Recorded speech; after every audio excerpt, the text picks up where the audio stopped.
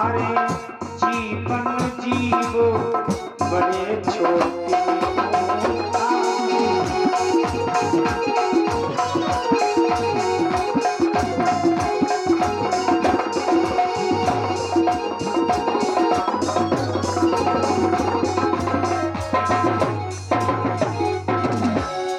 जीव को जीव उत्पन्न करते हैं जीव से और जीव के द्वारा जीव का वध करा देते हैं, बड़े के द्वारा छोटे को मरवा देते हैं। ये प्रभु की लीला है,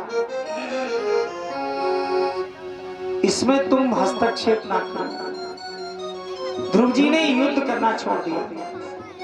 यक्षों के राजा कुबेर ने ध्रुव जी को भक्ति का वरदान दिया। प्रसन्न होकर ध्रुव जी वापस आते हैं।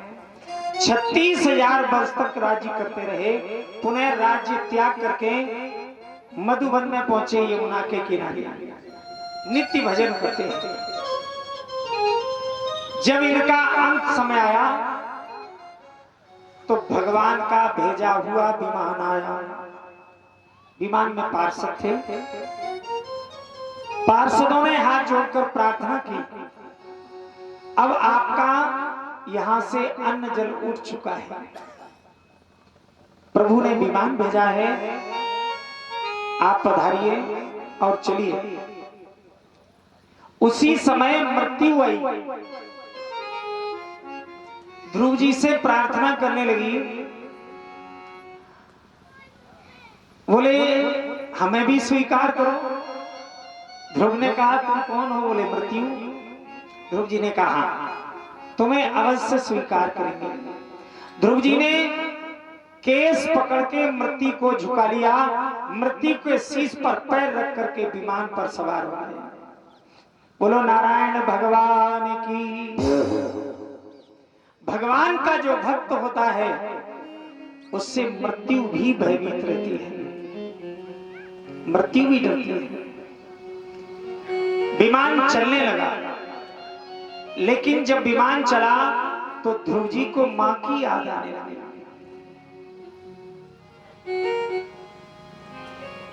जब उड़ी चलो विमान याद माता की आई।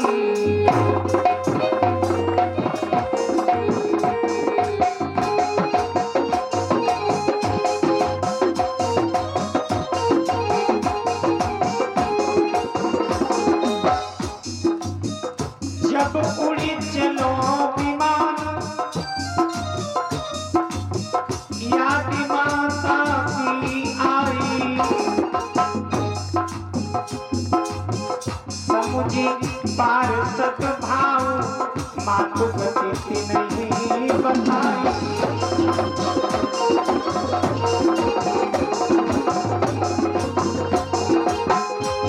रूढ़ी के विचार आया, जिस माँ के उपदेश से मैं यहाँ तक पहुंचा, वो हमारी माँ नरक में पड़ी रही, ये तो उचित नहीं है। पार्षदों ने भाव जान लिया, कहा ऐसा नहीं है, तुम ते पहले जाती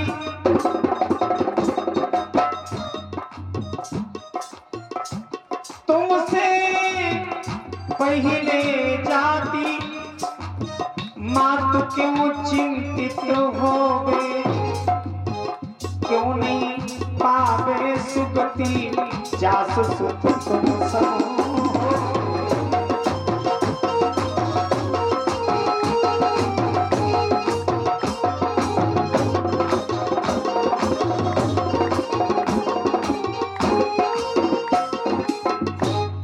तुमसे पहले तुम्हारी मां जा रही है, और क्यों नहीं जाए जिसका पुत्र तुम्हारे समान हो और उसके माता पिता नरक में भटकते रहे, ये नहीं हो सकता।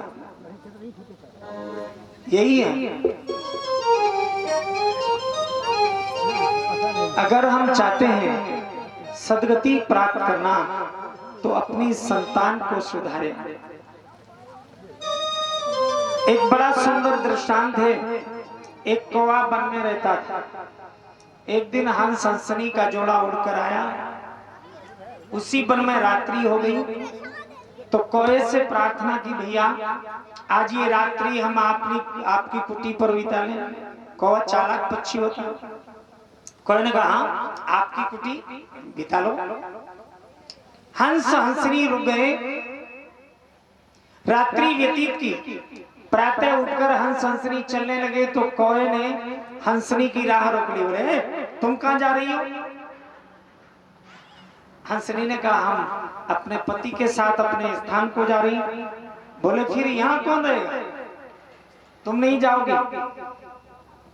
हंस ने भी कहा भैया काहे को मजाक कर रहे हो, हंसनी हमारी पत्नी है, हमारे साथ जा रही है। कौवा कहने लगा हंसनी तुम्हारी पत्नी नहीं है, हंसनी हमारी पत्नी। अब तो वहां विवाद होने लगा। हंस ने कहा भैया किसी से फैसला करा लो। बोले किसी से क्या, अदालत में चलते हैं। आज की अदालत में पहुंचे। हाँ, एक बालक कह रहा था, बोले महाराज अदालत किसे कहते हैं? हमने कहा किसे कहते हैं? आमाने आओ, तामाने दे जाओ, लामाने लड़ते लड़ते तामाने तबाह हो जाओ, उसका नाम है अदालत। अगर तबाह होना चाहो तो अदालत में जाओ। बड़े बड़े फैसले पहले पंचायत से हो जाते थे। क्या जमाना आ गया। बोलो गोविंद भगवान की। वैसा ही भोग रहे, दिन रात कमा तुम रहे हो, ठलुआ आनंद ले रहे। सदगुरुदेव भगवान की। अदालत के लिए चल दिए। कौवा हल्का पक्षी उड़ करके पहले पहुंचा। जज साहब के सामने पेश हुआ। जज साहब हमारा मुकदमा आपकी अदालत में। बोले ठीक है, फैसला हो जाएगा। बोले फैसला ऐसे नहीं, फैसला मेरे माफिक होना चाहिए, खिलाफ नहीं। जज साहब ने कहा देखो गवाह सबूतों के अनुसार अगर माफिक होगा तो माफिक कर दिया जाएगा और खिलाफ होगा तो खिलाफ ही होगा। ये न्यायशाला है। कौवा बैठा रहा। कुछ देर के बाद बोला जज साहब तुम्हारे माता पिता मर गए के हैं? जज साहब ने देखा ये अभी यही खड़ा है। जज साहब ने कहा वो तो मर गए, तुम जाओ यहां से। कौवा फिर भी बैठा रहा। कुछ देर बाद बोला जज साहब ये बताओ तुम अपने माता पिता के दर्शन करना चाहते हो? जज साहब भी सोचे, पूछने लगे तुम मरे हुए वास्तव में मर गए थे माता पिता? मरे हुए माता पिता के दर्शन करा दोगे? बोले हाँ। बोले कराओ। बोले ऐसे नहीं जज साहब, पहले फैसला हमारे हक में। तब तक हंस हंसनी भी आ गए। रोकर प्रार्थना की हंस ने, जज साहब ये हंसनी हमारी पत्नी है, ये कौवा कह रहा हमारी पत्नी है, हमारा फैसला कर दो। जज साहब ने कहा देखो कौवा अपनी बात कह रहा है, तुम अपनी बात कह रहे हो, फैसला मेरे हिसाब से। हंसनी तो कौवा की पत्नी है। हंस बेचारा रुक करके चलने लगा। इधर कौवा हंसनी को लेके चला तो जज साहब ने आवाज दी, बोले रुको। कौवे ने कहा क्या है जज साहब? बोले तुम कह रहे थे माता पिता के दर्शन। कौवे ने कहा चलो मेरे साथ। जज साहब ने कुर्सी छोड़ दी, चल दिए। कौवा उड़ता जा रहा है, जज साहब चलते जा रहे हैं। एक गंदे रास्ते की ओर ले चला। जज साहब ने कहा बोले कहां ले जा रहे हो गंदे रास्ते में? बोले देखो जज साहब माता पिता के दर्शन करना चाहते हो तो गंदे रास्ते में चलना पड़ेगा।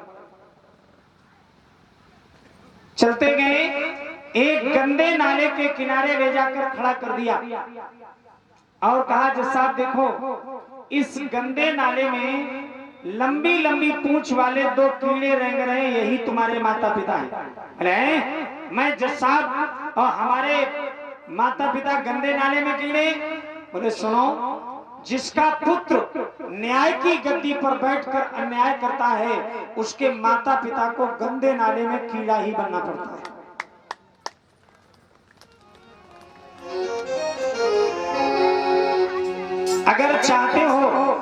सदगति प्राप्त करना तो अपनी संतान को सुधारो।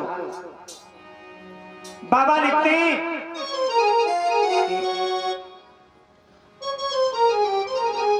पुत्रवती युवती जग सोई,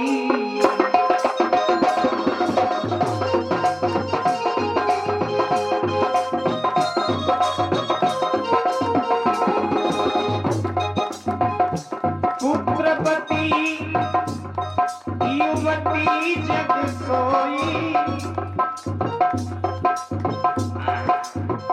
रघुपति भगति जासु सुख होई।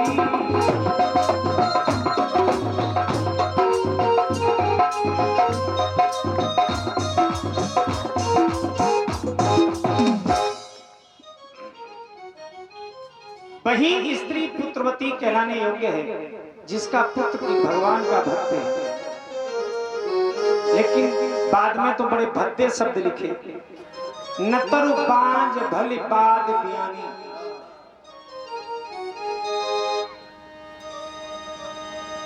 कहने का मतलब जो भी ध्रुव जी को के चरित्र को प्रातः मध्याह्न सायं श्रवण करते हैं उन्हें प्रभु की भक्ति प्राप्त होती है। आगे प्रिय व्रत के वंश का वर्णन।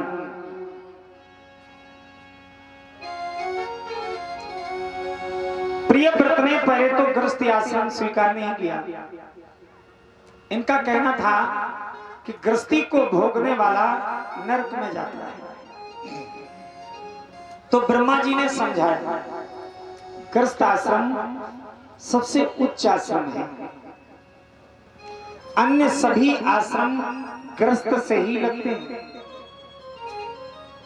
गृहस्थ नहीं होगा तो फिर ये सन्यासी कहां से आएंगे। त्यागपूर्ण गृहस्थी आश्रम का भोग करने वाला भी सद्गति प्राप्त करता है। वैसे गृहस्थी का पालन करना भी परोपकार है।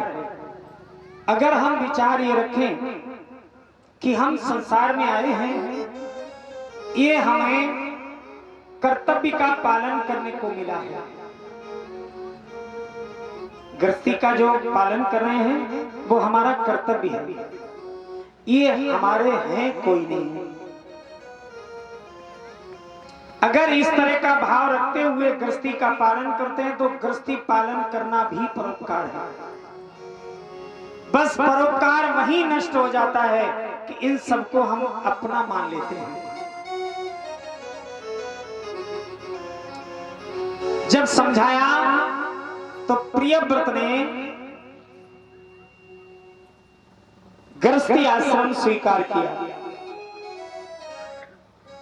प्रजापति विश्वकर्मा की कन्या बहिर्ष्मति से विवाह किया, मूर्जस्वती नाम की कन्या उत्पन्न की और आग्नेन्द्र नाम का पुत्र। आग्नेन्द्र भी, इनके भी नाभि आदि 9 पुत्र हुए, जिनके लिए मेरु की 9 कन्याएं ब्याही थी, लेकिन इनके कोई पुत्र नहीं हुआ। मेरु देवी के यज्ञ किया, बहुत दान दिया, अंत में भय अवतरी तरी सबो त्याग को मग दर्शावन।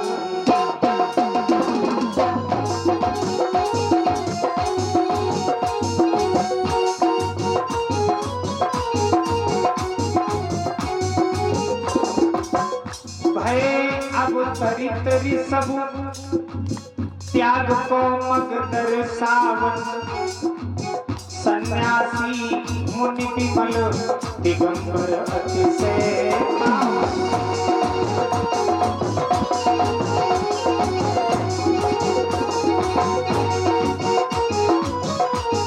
ऋषभदेव भगवान ने अवतार लिया। बोलो ऋषभदेव भगवान की। करके इधर नाभि ने पुत्र को देखा कि ये तो स्वयं प्रभु अवतार लेकर आए, तो पुत्र राज्य सब ब्राह्मणों को सौंप दिया, स्वयं संन्यास ले लिया। इधर ब्राह्मणों के द्वारा करके गुरुकुल पास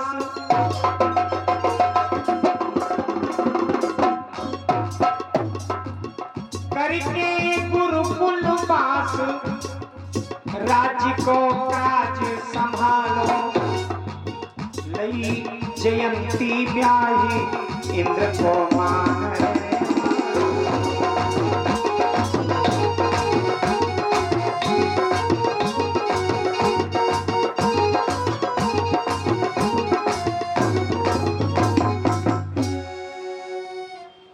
इंद्र का मान मर्दन करते हुए जयंती से विवाह किया और 100 पुत्र उत्पन्न किए। सबसे बड़े पुत्र का नाम भरत था और भी सभी पुत्र भरत नाम से ही विख्यात हुए। छोटे भरत, मझले भरत, बीच के भरत, सब भरत। पुत्रों को शिक्षा देते हैं, विषय भोग के कबहू को नर सुख नहीं पावे, क्यों नर जीवन रत्न कांच दे व्यर्थ गमावे। सुख स्वरूप सर्वेश सतत ही अमाही विरा